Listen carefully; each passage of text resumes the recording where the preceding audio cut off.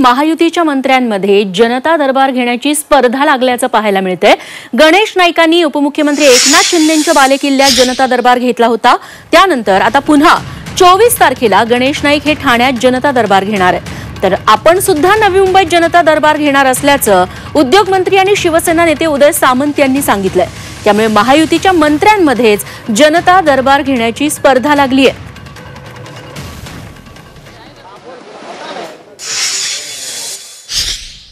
मी माझ्या सहकार्यांना घेऊन नवी मुंबईमध्ये सुद्धा जनता दरबार करू शकतो, सगळीकडे करू शकतो। मी कॅबिनेट मंत्री आहे, शिवसेनेमध्ये काम करतो, त्याच्यामुळे कोणाच्या जनता दरबारनं कारभार सुधारतो असं होत नाही। आणि मी तेच सांगितलं की एकनाथ शिंदे साहेबांची राजकीय कारकीर्द पूर्ण ठाण्यानं बघितलेली आहे, पूर्ण महाराष्ट्रानं बघितलेली आहे।